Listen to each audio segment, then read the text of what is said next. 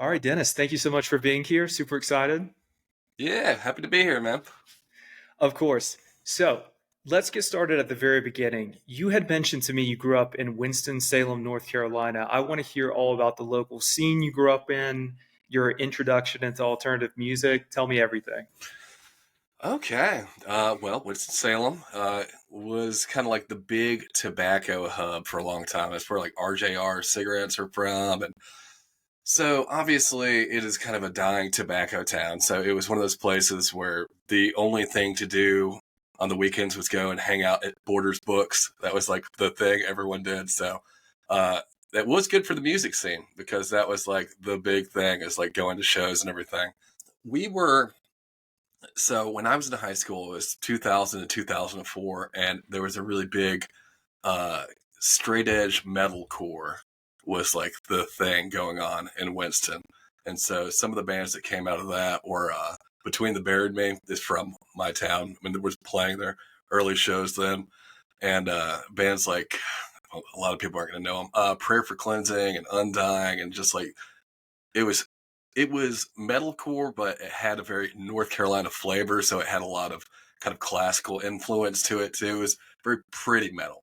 So yeah, dude, that's like all we did. Me and my friends played D&D and Warhammer, and then went to metal shows, and like that was my life in high school. And it's crazy because I posted on Instagram recently about this, but so when I went to high school, I would show up in like a gas mask and coveralls. I was a Slipknot kid. I started from kind of like new metal, and then I hung out with one of my friends to go play Warhammer, and his big brother put on a band called Undying, and his big brother was a big part of the straight edge metal community, and I fell in love. It was the first time I heard music with like real screaming in it, and so I finally went to an Undying show. And it was one of those things where everybody wears like black hoodies and bandanas and we're like hardcore dancing. And I roll up in my like lock and chain necklace and my Jinkos, and like I stood out like a sore thumb. And so I had to leave before the headliner, but the front man of Undying came and waited for me on the loading dock when I was waiting for my mom to pick me up, and talked to me for like 15 minutes because he like could tell I was like so out of place. And I was like, I want to be part of the music scene. Like I want to scream. I want to be what this. And so he like literally changed the course of my life just by like hanging out. So yeah, and music has been such a motivator in my life, and so I think about that moment when I meet kids at our shows. So let's talk about that. So it obviously affected you in the way that it affected me. We took very different paths, but I think it's so fascinating because Alesana, speaking specifically, has a super passionate fan base, a cult fan base. Like one of my close friends in college was obsessed, and I remember. Yes. Tell me, tell me about that trajectory. So here you are, you're enjoying the scene, and then you decide you want to start a band. Was that band Alesana, or did you find yourself on a trajectory that led there? Oh, absolutely not. So I started a metalcore band in high school with my friends because I accidentally figured out how to scream because I'm a visual artist. Hands down, like I was vice president of the National Art Honor Society. Like all I did was like screen print stuff and then like do visual art. And I had a crush on a girl in high school, and she couldn't hang out with me because she was doing the Rocky Horror Picture Show. So I volunteered to be Riff Raff with no background in singing or acting or anything. So I had to figure out how to do that like gravelly singing voice, like I remember. And I accidentally did a low growl, and I was like, "Oh, that's it." And so I started a band with my like high school buddies that like I was just nerd friends with, and so I did that in high school, and then I went to college. I went to college for product design and material science, and it was, everything was fine. I was just bored in my free time. I'm like, I'm going to start like a death metal band while I'm here. Like I moved to from Winston-Salem to Raleigh, North Carolina, and at that, like literally, I posted something on MySpace about it, and within that week, I met Sean because Sean was working at a restaurant I ate at, and asked like my server to come over and ask me if I was in a band because I had to look. I'm like, no, like I wasn't a band, but I can't be in this jazz band. Like I'm a screamer. Like that's what I do. So the rest Classic. is history. So like, yeah, it was totally just kind of like stumbled into Ellis, and like, and I like the guys, but like I'm a metalhead, and those like Sean and Pat who started the band with me, they're pop punk kids. And so we were like, okay, let's kind of slam it together. What's that going to sound like? And back then, I was like, well, it could sound like Evergreen Terrace. It could sound, uh, like a Treyu. Like these are the versions of like what screaming and singing sound like. So we just kind of like went for it. So yeah, we played shows. I was having fun, and then I decided to take it a little more seriously. Like I've always been an academic nerd. My grades were fine, everything, and I was like, you know what? I'm going to pause college because I want to look back and I want to see like pictures of me, like traveling the country with my band for a little bit. And so I decided to pause college and try the band for a minute, and we're creeping up on 20 years later now. So. 20 years later, it's, I have to make mention of how quickly the time has gone by. It felt like this generation of the scene would have never gotten old. Like everyone we knew, it feels like would have never entered adulthood, and yet here we are. It's kind of I crazy to know, me. right? Yeah, But it is fun. so let's get into Alesana and talking about the nuances. I'm curious about a few different things, but I'm Yeah. curious about what inspires your music. I'm curious how you blend narrative with your musical style and what your personal approach has been to developing your vocal parts. Yeah, so early on, so I've always been, as I've alluded to, a bit of a nerd. I'm a bookworm, like Wheel of Time, Lord of the Rings, like all the monstrous, like high fantasy. Oh, I love it. And my wife is actually, I mean, she's 10 times worse than I am. She was a manager at a bookstore, and like, so that's just the kind of like people I surround myself. And I love reading. And Sean went to college for English, so Sean's the singer and guitarist and co-writer with me. And so it just came up when we started the band. And our first couple albums, you can kind of see literature show its face a little bit as we were finding ourselves musically. And because we had, our EP, which is pretty just, let's write some songs. And then after that, we had On Frail Wings of Vanity and Wax, which is a direct reference to Icarus. And then we kind of threw some Greek mythology in there. And then we started realizing that we were having a lot of fun kind of like reinventing these old stories and like just filling our songs with like literature references, because we were having kids come up and be like, oh, is this a reference to that? I'm like, yeah, like if you're like, sure. So when you said your friend was like a cult fan, I think Yes. that's what I think. It's because it's just like we just load it with Easter eggs, and I think it's like the greatest trick in the book, because now we write like, okay, like this album is based on Dante's Inferno, and then a bunch of kids, just scene kids, are going to go pick up this like hundreds and hundreds of year old poem and read it. And it's awesome because it's like you get to like, dude, like all these classics are classics for a reason, and they lose uh, interest just because of the modern times and like who's going to pick that up and read it for no, but it doesn't lose context, and there's like still so much. And so yeah, so we decided like, let's do that, let's take our approach and especially kind of play off of what we've got, because you've got Sean singing, me screaming, so you've got two different points of view that are kind of already given with vocal style, so you can play devil's advocate in the songs lyrically and weave it like that. So it makes it a lot more complex, especially when we jumped from writing each song based on one part and then doing to each album as a concept. And then we did the 3 album concept. So it's a lot of work on the back end, structuring things so the story kind of flows, and then figuring out how you push a narrative forward lyrically and still have it not just be us reading you a story, So we've managed to kind of release some prose versions with albums, and then we actually, for our big one, the Annabelle trilogy, we wrote a book, and there's like a book version of it too that references back. So we try to give kids as many options as far as you want to dig into it.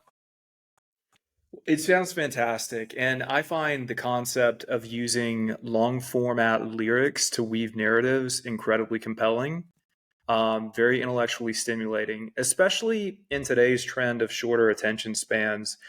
Could you expand a little bit more on that? Could you share more about how you craft these narratives and the challenges involved in keeping your audience engaged in the TikTok era effectively? Yeah, I mean, I'm not gonna lie, it was not going well, dude. Like, let's say 2018, we were definitely, you could tell, man. Like when you're playing live shows, that's a tough sell to kids that have like literally a rectangle in their pocket with all the entertainment in the world. Attendance was down. Kids had become, I don't want to say shy at shows. They were less like, I mean, that's what it felt like. They were more self-conscious about themselves and stuff. And Sure. it was definitely, but the kids that were there really wanted to be there, and that's what offering something that's a little bit different than modern content, which is this like huge, complex, like behemoth of like songs and albums and stuff. The kids that like felt like that needed to fill a void, like are just crazy about it. So that was amazing. And then COVID happened, which was a blessing in disguise because suddenly everyone was separated from each other and all you could get was digital content and these like remote abstract things. And then when shows came back, it was like people realized how badly they missed that, just being in the moment, being like pushed up against people, and the energy of like a live show that's like just human interaction. And so it came back like with a vengeance, which is, the one silver lining out of the whole thing. So I think it was kind of a shot across the bow for just strictly digital content, that like there's still so much to the physical act of performing and being there and everything. And so, it was definitely uh a shift. And so when I saw kids coming back out, and it was great. And I think we pulled a lot of new fans that hadn't, been into the live music scene, decided to give it a shot and everything. And then I don't think a lot of kids on paper realize, especially like, because we're not an arena band, that you can go to a show, you can see this band, and then you can like shake the hand of the dude that was just up there, and like he's right there, Sure. like right in front of you. And so it's just, it's been awesome. So I think that helps pull people in. Like I've always said, like even if you're not into our genre or anything like that, we go out of our way to put on a very over the top live show. So you'll be entertained one way or another. And I think that's still one of my favorites now is meeting kids. Obviously our fans who are there, but people who are like, I had never heard of you, I had never seen you, and I had so much fun. I'm like, dude, that's like the biggest compliment in the world as a performer, because you just won one more. That's one more tally on the list.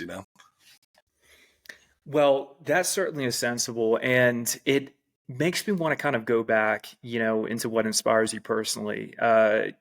Stepping back for a second, your background growing up around craftsmen and tradesmen is very interesting. How you'd mentioned that to me previously. How has that Yeah, influenced Alesana's mission to preserve classic literature? But perhaps just how has that influenced Alesana as a whole, growing up in that environment? yeah. So I guess to put it in context, so my parents are much older. My dad, he's born in 1941. So that's just and I'm from Winston-Salem, North Carolina. So it's old Southern man, and he owned a custom truck building company that I grew up around.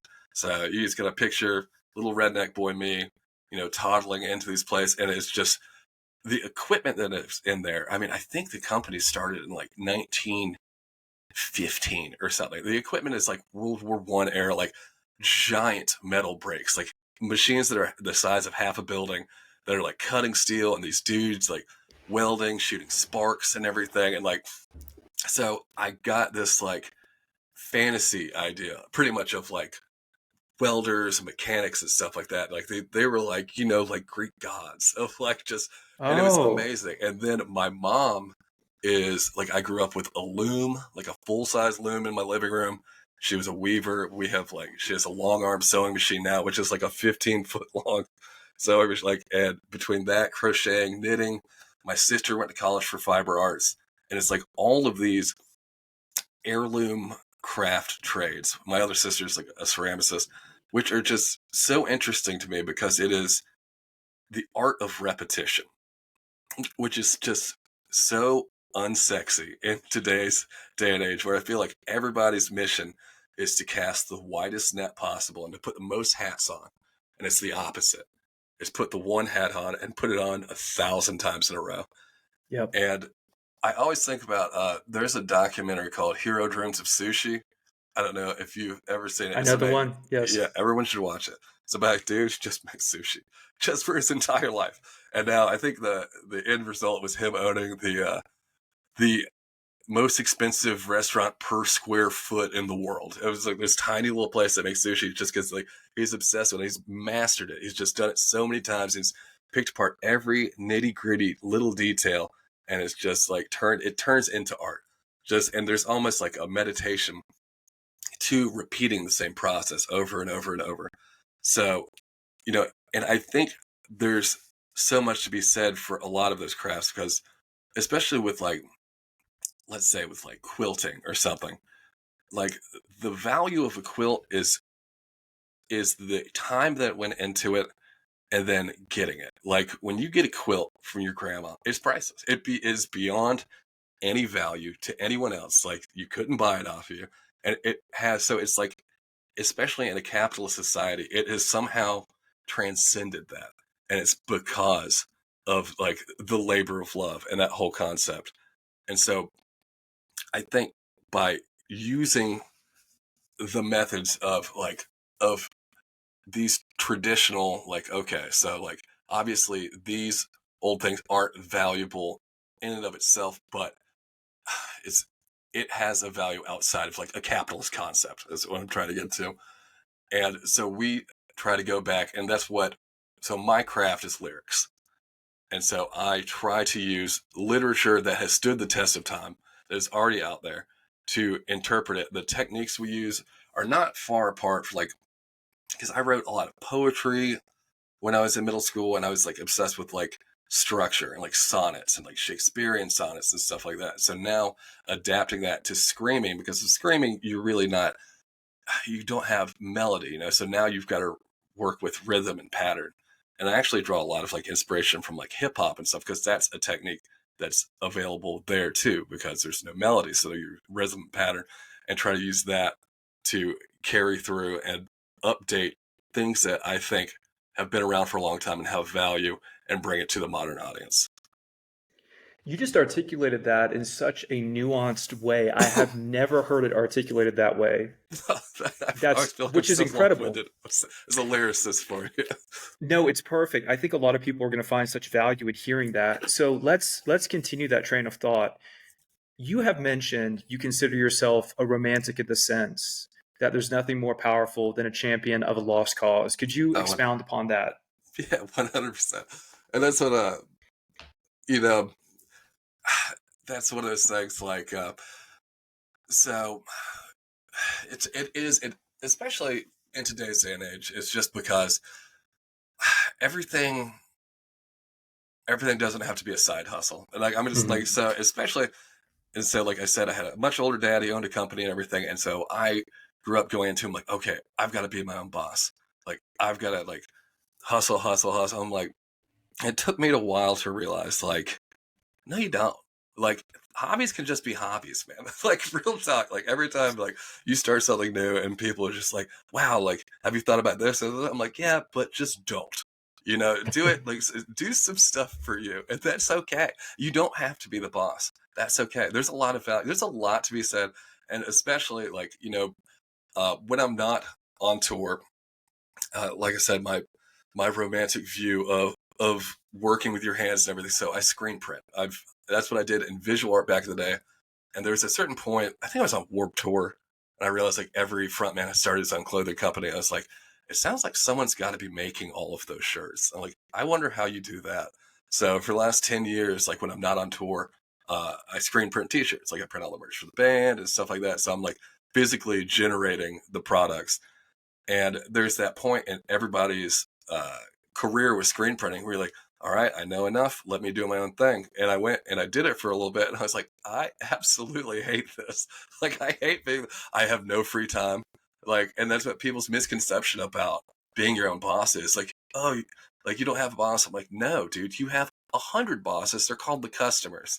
And like, it is the Yes. opposite. Like, it is such a time thing. I sold all my equipment and I'm lucky because in town, I have two friends who own a screen printing company, one of which used to print for Alesana, one of which I went to high school with. I'm like, can I just pick up a job there when I'm not on tour?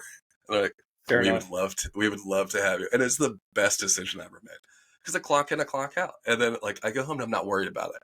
And, and there's just, then I can explore other parts of like, that interest me. And that's just like one of those things that like, you've got to switch your mindset. And especially like, because just so much value in America gets put on what you've got, by hustling and like, oh, it almost equates to your value as a human being the amount of revenue that you can make. Like, and it puts you into uncomfortable situations where you're going to take a job opportunity that pays more, but they treat you like shit or something like that. But you get the clout. Like, where if you learn to live with less shit, then you would need less money and people would be forced to treat you like a human being, and that being the determining factor on how people get influence you rather than money. And so that's what I said, like, chase, like, do what you want because you care about it, even if it doesn't make a ton of money. Fuck it. Not everything needs to. And you can learn to adapt like that. It was something you're passionate about, Don't always just table these things you care about because there's not enough money in it. I think it's very poignant advice. And no matter what endeavor you pursue, especially if it's a creative endeavor, you have to sacrifice regardless. So it comes with the territory. So no, I think that's incredibly poignant. I am interested in very briefly on your thoughts on screen printing because just anecdotally for myself, technically I tried it and it was something that I just completely would just, the ADHD brain, it just gets the best of me. Oh, for sure. Um, what has been your experience with that kind of going back, into when you were studying and just some of your thoughts, if you could opine on that a bit. I'm curious. Yeah, so screen printing is a tricky thing. So my first interaction with it ever was in high school. Just, art class kind of thing. Like I found that as a medium. I grew up in that old tobacco town, Winston-Salem, I talked about. So I used to go out with my friends and we would just go around all the abandoned tobacco warehouses with a camera and take pictures. And then we take those pictures and put them in the photocopier and crank the contrast and everything a bunch of times till you got like kind of a stencil, and then we cut the stencil out and screen print like that, like just super, high school art class jank, but it was super fun. It was just such a weird way to like very, pre-Photoshop like way to manipulate images and get it onto a piece of paper. So when it came up later in life, and I was like, okay, I want to learn how to do this, like, for my band, because we definitely printed a couple of T-shirts in my friend's bedroom for our high school band, and that I've still got one. It's so awful, but I've never been so proud of anything in my life. I still I won't let go of it.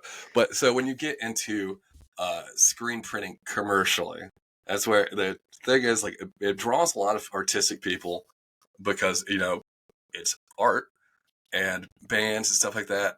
But you miss the part about the commercial screen printing. It's work. It's like a lot of work, and there's a lot of kind of math, science, and luck that go into it. And that's what I love about it, because the daily experience of going in, seeing, okay, here's X boxes of unprinted T-shirts, and then turning the equipment off at the end of the day, and there's X boxes of fully generated things that go to, is such, like, I would not be happy working at a computer. That fulfilling of like process A to B and the genesis of something new is, I love it. Like, I don't care how much I get paid to do it. That's just, if I'm going to fill my 8 hours a day doing something, like, that's how I enjoy to do it. And there's enough like just material science that's kind of snuck in there. It gives, I mean, I could talk for a year about screen printing, but like, you got to think like a cotton T-shirt versus, a tri-blend shirt, or completely different materials. They're going to react to temperature completely differently. So you have to use different inks for it. And it weeds people out really quick. And I Of hate to say course. that because I love people with an artistic spirit. And when they come in there, I'm like, all right, like, you could absolutely love this, but there's a lot of work too. And there's a huge learning curve. And that's like one of those things, whenever anybody asks me, like, I'm thinking about printing my own T-shirts, what equipment do I need? I'm like, my advice to you is to not do that. Just Yes. pay somebody who knows how to print to do it, and focus your energy and resources on the creative side of it, because it is so much work to learn how to do it. But once you get a hang of it, it's a blast, man. Like, it is. And I mean, if you are listening to this and considering doing it, I would just go and find a screen printing shop in town, ask if you could get a job. They'll put you at the bottom of a dryer catching t-shirts. And you just hang out in that environment for a little bit. And if you hate it, just get out of there. And you didn't spend thousands and thousands of dollars on equipment. Well, it's interesting that you mentioned the material sciences aspect of it. I actually find that very fascinating. But even just when it comes to the tactile feeling of a screen print, it's unbeatable, especially Oh, for yeah. fine garmentry. Oh, yeah. No, that's, you can't. I use that little sales pitch on people all the time, especially because bands I tour with, like, I always want to print for them. And I don't work for a cheap shop. I work for a bougie shop. Like, we do Hmm. all the water-based printing and like specialty inks and stuff that other shops won't touch. Because like the guy I work for, he's got over 25 years of experience. Like, I mean, I'm over 10 and everything. Like, there's just places that won't do what we will. And I always tell people, like, in today's day and age, everybody downloads your music. You know, they're not going to have a lot of physical things with your band's name on it except for that t-shirt. You better make sure that t-shirt counts.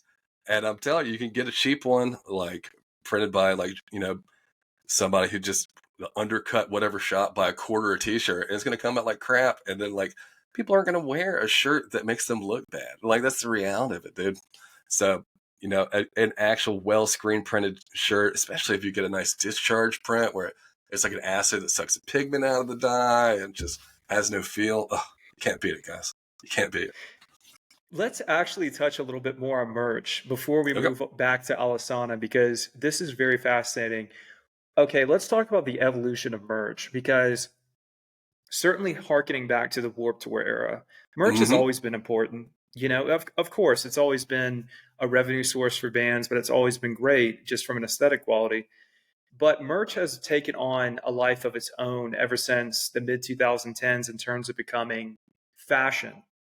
Yeah. Merch truly elevated itself to fashion. And that was something I never predicted. I was like, wow.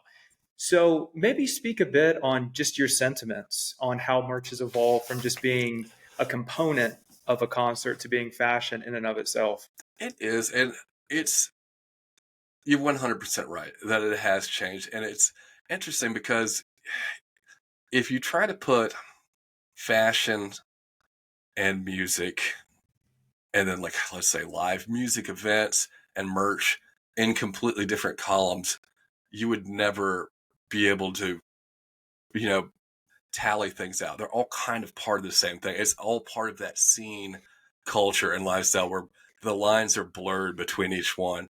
And so, because I mean, I've seen bands that I swear they were more of a clothing line than they were a band. Like, the music was Yep. like okay, but the merch was incredible, and like it was like literally like a line out the door for. And like my favorite throwback was there used to be a Norma Jean shirt that was just as Norma Jean in kind of red cursive font. It had just two crossed rifles, and then like that was the shirt.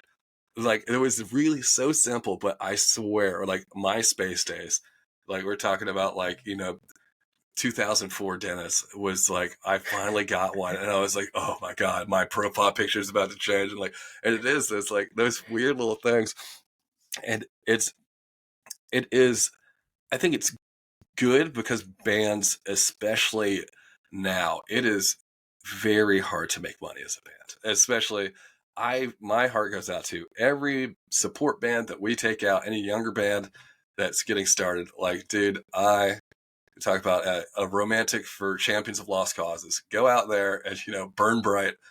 I mean, starting out with a low guarantee, incredible gas prices, outrageous merch cuts. Like, your only chance is to get a killer design on that table and, like, cross your and rock the kids, and then get a great shirt on that table and try to move it, because like that's how bands make money. Like, I don't think a lot of kids realize that.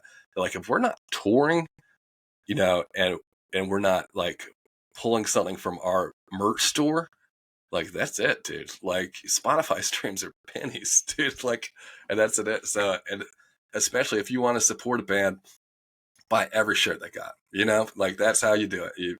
You let them know that you're listening, you're supporting and everything. And it honestly, you know, like the more bands see that happening, the more inclined they are to put out new stuff or put out like, okay, like that one did well. Let's take it to the next step. Let's make a more interesting design, more colors, like something different, like, you know, crank it up from just like the one color black shirt. I think that's some game. I think that's excellent. Um, no, it's so important to articulate that. But yeah, to your point, merch has become so significant in terms of not only aesthetic, but just as a very substantial business component to being in a band. Touching back on Alesana, I've noticed that Alesana has evolved quite a bit over the years. How do you think your role and style as a vocalist have changed with the band's evolution? So much, so much.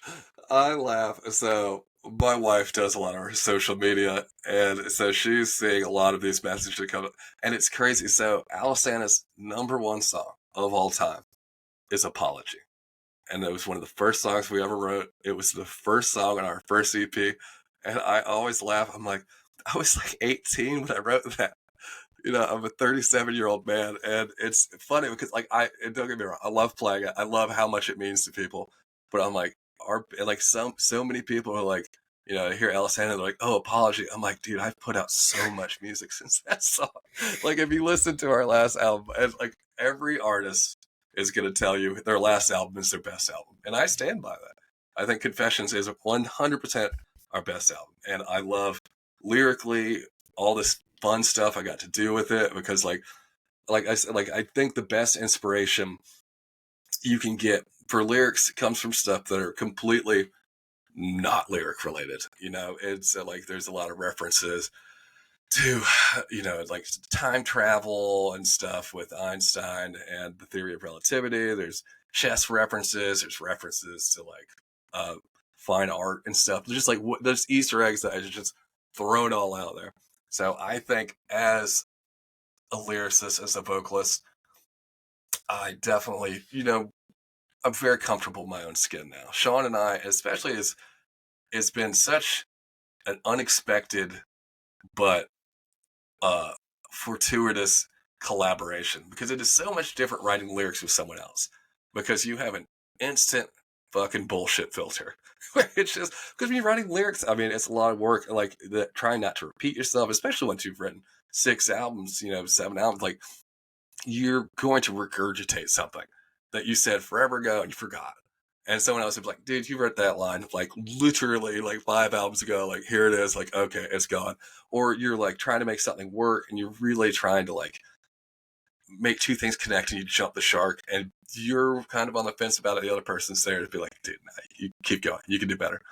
And so we're so comfortable working together and in our own skins that it is a very, you know, the art is elevated above ego. So we're going to get the best version of every song to happen just because, yeah, we're not passive aggressive, whatever the opposite of passive aggressive is.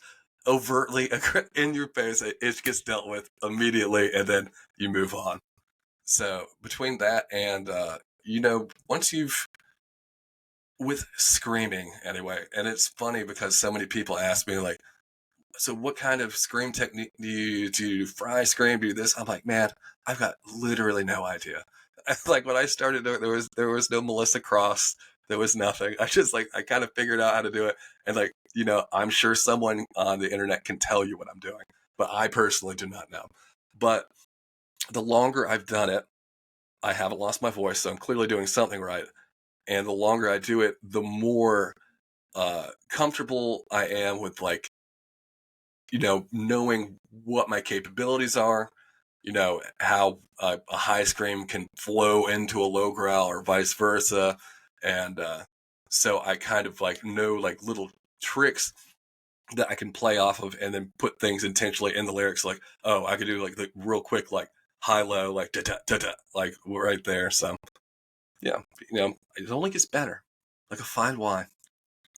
Of course. Well, it's interesting you mentioned that. And, your experiences, of course, with screaming, your experiences in the band. You touched on the fact that people do find iconography in specific songs as opposed to the most recent work. But I think, in my opinion, that's because your influence on the scene is undeniable. So that's actually a very good thing. It's just, you placed a marker that has withstood the test of time. But I Thank would, you. of course, and speaking to that, I'd love to hear your thoughts on the current state of the scene, you know, and just Yeah. kind of where you fit into that landscape, but also just your thoughts having been with it this entire duration of time. Yeah. Let's see.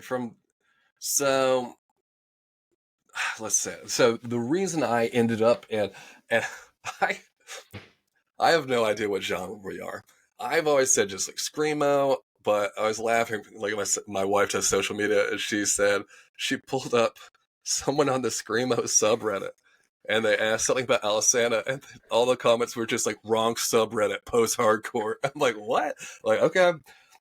So the reason I ended up in whatever genre Alesana is because I got metalcore when I was listening to metalcore and when I started the band had, I think like Unearth's Oncoming Storm had just come out and it was like these crazy breakdowns and it kind of started this like nuclear arms race of breakdowns where it's just songs started being more breakdown and less song. And not that album's amazing. I'm just saying that like after that, you started hearing more and more. It's just like, and that never really interests me. That wasn't what I was listening to metal for. Like I said, like a North Carolina Between the Bear and Me guy. So I was looking for some real artsy, metal. And so the idea of jumping genres was a lot more appealing to me because I have a traditional metal scream, which just wasn't really what people were doing in the screamo, post-hardcore, whatever you want to call it.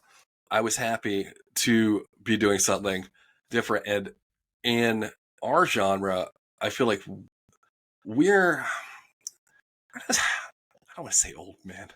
We're very not set in our ways. I am a big, I'm a big fan of organic art. Like when I hear an album, I like to hear pick scratches and people breathing, and not every single drum like snare hit get replaced and auto tune and stuff. So I like it gritty still, and I feel like a lot of music is phasing very much away from that, which is not something that you're going to hear us do, which is no disrespect to anybody, especially in like the EDM scene and like that, and so I think that's where we're going to continue to stand out, that we are always going to write long format. It's going to be like, you can tell it's just six dudes with instruments.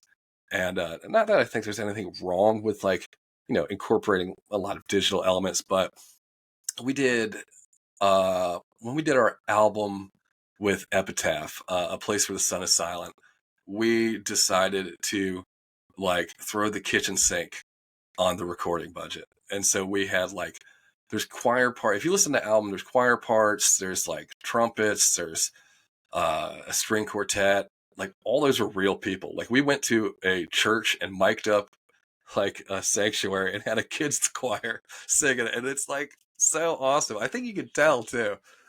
And so for me, that's where I think we'll stay on that side of the scene. Okay, well, fair enough. Well, in that case, in your journey with Alesana, what have been some of your most challenging and rewarding moments? I'm particularly interested in any standout experiences you've had. The moment, well, so I will say, okay, so from our early days when we were just a MySpace band, let's say circa 2005, 2006, and MySpace was, its own little world, and we were a pure volume MySpace band. I remember And Pure Volume. oh, it's the Yeah, best. Like I of course. still laugh because I couldn't believe it. Like you could just put your music out and anyone could listen to it.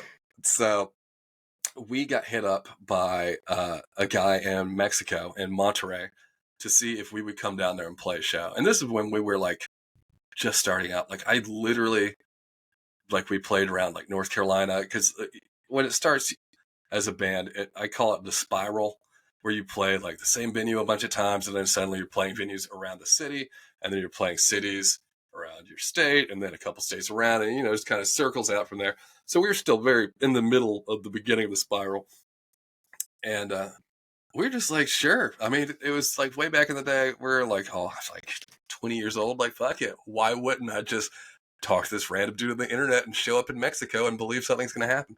So we did, and we booked a couple of shows in Mexico, and like, I mean, that had been 2006, 2007, and somebody brought like a video camera, and obviously our songs aren't in Spanish, and so we didn't know what we're going to expect, and it was absolutely fucking crazy. Like, it was sold out with all these like amazing like Mexican like super hot topic scene kids, and then the video came out of Apology, and everyone in that room singing every word. I'm like, how did they know? Like, how do they know these words? And then that was like video getting out is what got us picked up by like our management and Fearless Records, and so we owe so much to that moment of like just going for it, and nobody else was going down there at that point. Like, that was just like, and I'm sure because the people were cautioned by agents and people who have been in the business and are reasonable not to like just randomly show up, but we didn't have any of that. We just did it, and so here we are. But we still have such like an insane like Latin American fan base. And I think a lot of it's from that, from just like going down there and putting our flag down for Screamo like so many years ago. And it's still amazing every time we go down there. We're trying to get down there like next year, and it's a very volatile market. Like, promoters like pop up and disappear like all the time. Like, we've supposed to have been returning for like 3 years now, and then like the deal fizzles and everything, but this one looks like it's pretty firm. So next year, hopefully we can get some Mexico and South America. And so if any of you kids are listening to this, we're trying, and we're going to come back. Well, people are going to be excited. I'm going to be there. I spend a lot of time in Mexico whenever I can, so I'll go. Oh, really? Nice. Yeah, so I'll definitely go if you're going to be in Mexico. That'd be awesome, dude. It'll be fun. It's always a blast. Good feeling. Yeah, absolutely. I want to segue very briefly, Dennis, and talk about anime, because I know you and I both love anime. Yeah. I would love to just hear you opine on the topic, because it's something we're both so into. Oh, God. I can't remember which episode I was listening to, but you were just like rattling off like Vampire Hunter D, Berserk. I'm like, okay, classic. He knows what's going on. Yeah. And so actually, speaking of merch and things, we put out some shirts in our web store at my behest that are Ceres Victoria from Hellsing. And I was like, I insist on a Hellsing shirt. And it's so funny too, because the girl who designed it, a young lady named Danny, who's a tattoo artist and a huge fan of Alesana, I was talking to her at one of our shows because she's like an anime tattoo artist. And I was like, I've got this idea to do Ceres Victoria from Hellsing, but do her as like Alesana Army is like the name of our fan group, like as the Alesana Army thing. She's like, okay, I'll draw it up. And she drew it up. And it's like, I mean, you can see her areola and shit. And I was just laughing because I'm like, we got to dial it back just like a little bit. But it's definitely like busty waifu, like Sarah's. And then she's like, can we put my favorite lyric on it too? And I'm like, what lyric is it? She said, my thirst for blood turns me on. I was like, I can think of nothing better on a vampire. It's like, dude, that shirt, I laugh so hard because we put it in the web store. And it was like, well, people are going to have an opinion about this one. I mean, it did so well, but I laughed so hard because it is like, I like my high school metal band was called the Cromwell Initiative, and as a reference to Alucard and Helsing's like his final like unlocked form of like activate the Cromwell Initiative and everything. So that was a deep cut. Oh, dude, yeah. So that I heard you talking about some of the older animes, I was like, dude, and Berserk, come on. And that's the other thing I was laughing about, because thinking about like a love for like old tradespeople and stuff like that, dude. Like, anyone who watches anime, the coolest character in every anime is the blacksmith. You know this. The old blacksmith out in the woods, just making weapons and talking about the way things used to be. I'm like, that's it, dude. Like, it's all right there for you. It's like, he's always the biggest badass. Dude, it's so sick. The blacksmith character, of course. The weapons, the armor. Yeah, he's always out there. Guts is out there just swinging that sword in the wood, but it's the blacksmith just hanging out. Just he's always talking about the ancient techniques and stuff. I'm like, that's where the true badass comes from. And in Hellsing, what was it? The butler with the wind of death. He just seemed like a nice little dude till those little wires come out. I'm like, dude, yes. So it's there. Everybody agrees with it. You just don't realize it yet. It's been waiting for you to rediscover these lost arts. Lost arts.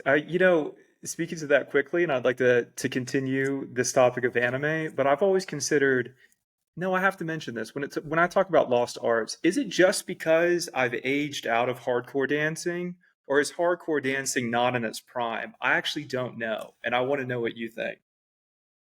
So, I have definitely aged out too. I remember the last pit I got into because I was so excited. This band called the Red Chord, and I used Yes, to another absolutely record. love them. And I went and they played, and I was, man, in my late 20s, and I was like, yes, like I'm getting in the pit. I got the hit kick to the stomach, and within 5 seconds, I was like, I am not getting in the pit ever again.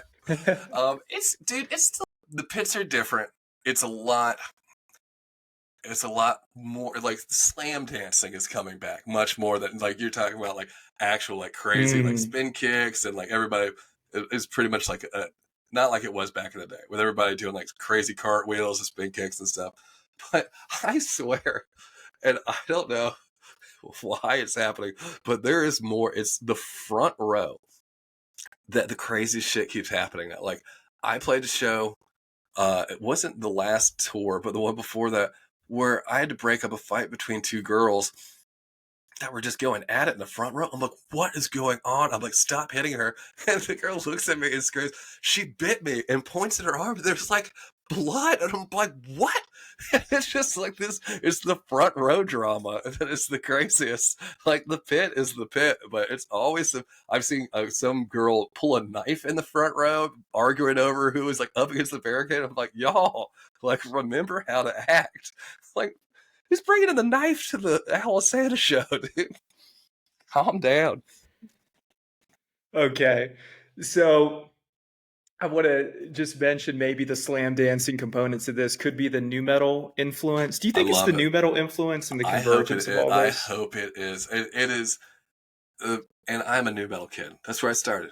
Slipknot, 100%, System of a Down, and I find slam dancing an unpretentious and such a raw, sincere expression of the emotions that I'm trying to radiate off that stage. So more power to you. I love a nice hardcore dancer. Uh, just because it was back in the day, it's almost like a contest, but just like who can do like the craziest fucking like. And we used to do one. I mean, like when I was a much younger man and I didn't care about getting hit constantly, where we would do like chicken fights because like my friends and I are like big time nerds, big time metalheads. So of course we had to take hardcore dancing to like the most obnoxious extreme. So we would have one of our friends wheelbarrow the other one. So like the guy would get down on his hands and kick his legs up and wrap it around the body of another guy. And then he'd wrap his arms under his stomach and lift him up. And then that guy just spins his arms, just windmills it. And we would do two of us like that in the middle of the pit, just like maximum carnage. And that's just what it was. But, it's a different time, and it's probably for the best. It's probably for the best, and that's not what it's like. You know, I want to agree with you, and yet to the earlier point, I do consider unironically hardcore dancing at its peak the greatest of all lost art forms. Oh, And yeah, dude. that's a hill I'm willing to die on. My wife would 100% agree with you. It's just like, Fantastic. because she's like I know, she's like, I know I shouldn't say this, but like I kind of miss people just getting knocked out in the pit. I was like, it was a different time. It was where it was a different time, and somebody would pick you up and make sure you didn't die. Of Like I don't course. know how people would react now. Just stop the show. But yeah, it used to be like, I mean, you would go to a metal show and it would be like just a line of people getting drug out, and that was just part of it, and like you just accepted it, and it was kind of beautiful because it was a safe space to do that. but it's much different now. You couldn't get away with things like that. I would like to actually hear, and I'm going to reference mine. I would actually like to hear your greatest pit memory, and I'll tell you what mine is. And I think you'll appreciate this. 2006, Norma Jean concert at the Masquerade in Atlanta. The lead singer climbed into the rafters, and I remember it was the breakdown for The End of All Things Will Be Televised. I hope I got the song title right, but it Hmm. was basically when he's like, the South is on fire. And I remember three separate mosh pits opened up. And I remember my friend, he was flailing. And the next thing I know, concussed. Two of my friends are carrying him out, and he's just, his head's back like this. But that set me up for the rest of my life in terms of just that brutality of hardcore dancing inspired so much of my art from that day forward in Atlanta. And I would like to Oh hear, yeah. Dude, and you're you talking know, about the old masquerades, the lumber mill one. I don't know when the the old last time one. you. Yeah, that's because whenever I hear the masquerade, that's the one I think about. I know they've been at their new location for a while, Yep. but man, for me, so and this is a very important band for anybody listening to go listen to. It's called Prayer for Cleansing. Now, these dudes, like North Carolina metal, was kind of very incestuous with its members. So all the members jump from all over his bands. So some of the dudes in Prayer for Cleansing, uh, the two guitarists are now the vocalist and guitarist in Between the Bear and Me. And there's like Oh, members from all over the place. So this is the band from before that. And they had just stopped. They had just broken up like right when I got into them. Like I was on the very tail end. And I was so pissed because I would listen to them all the time. And I was like, I was so close. I was right there. Like I went to my first show, like maybe like 2 months after their last show. And then they played a reunion show. And like while I was still in high school, that was probably 2003 ish. And I went down to Charlotte, North Carolina, to a big venue. And I've just never seen anything like it. Like it was crazy. And it was like these dudes are like I said, it's like all vegan, straight edge, like metalcore. So the dudes uh from all the bands that played as a cover band of Earth Crisis called Destroy the Machine as oh the wow. opener and stuff. And like so we're talking about like that level of hardcore. And Yeah. it's just mayhem. And like I was in the front, like trying so hard to get to the front row, just getting like obliterated. And every time you look back, like the pit was enormous. Like, and you would just see people going fucking crazy. And then you'd look up, and it's back when like stage diving wasn't this shy, like get up to the front and then point and then like drop down. It was just cannonballing off that stage. Like, and it's just, it's it sounds terrifying while I'm describing it, but it's such like an energy and like a Yes. moment like you could never. It was like electrifying, and like you're all part of that same moment. And God, they played another reunion show literally last year for a benefit for a guy named John Rivera in the Winston-Salem music scene who did a lot for the music scene. He passed away. So all these old bands got back together to raise money. And it was so awesome because I was like, I'm not going to go up front.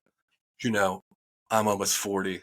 I'm not going to go get like hit and stuff. But dude, after I watched the first like couple bands, I'm like, I have to be up front. Like, I do not care what happens to my body. And like, it's so great because that's the pull. And that's what I was saying. Like, live music will always have that. And it's just something you can't synthesize. And COVID reminded people of how much, like, as a species, we hunger for that connection with one another and being in those kind of settings. And I feel like when people leave that show and they're buzzing, and like that's because they've satisfied like a primal need that just doesn't go away. I think that's incredibly poignant. Yeah, and it does feel at this point, I mean, that it was such a special time in alternative music history, that can't be recaptured, but maybe it absolutely can, but the future is yet to be determined. I That's think right. I think, Dennis, that brings us to our final question, and I would love to hear your thoughts on Alesana. Looking ahead, what can Yeah. we expect from you and Alesana? Are there upcoming projects or new directions you're excited about? Tell me everything. Yeah. So 100% we're working on new music. I get bugged about this all the time. I've had a lot of stuff happen in my personal life, and I will take the full blame for it have taken a very long time, but we are working on new stuff and we're very excited about it.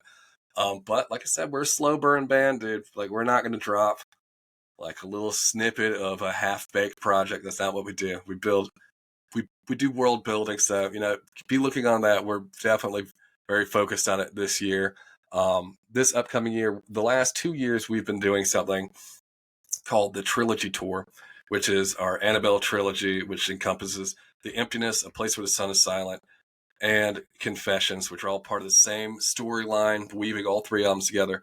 The last 2 years, we have performed the first 2 albums in full, and we're not going to stop that. We're going to play Confessions, the final album, in full, all around the country this year. So come out, check it out. The live show is the thing. And we got invited to the dance this year when we were young.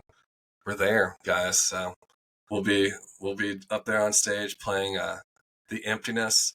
And outside of that, it's just me touring, kicking it with my wife and my daughter. We run the Alesana web store out of my basement. So, if you see stuff pop up and new t-shirt designs, I've got the reins now. So I print the shirts, I handle the design, so I try to keep it fresh for everybody.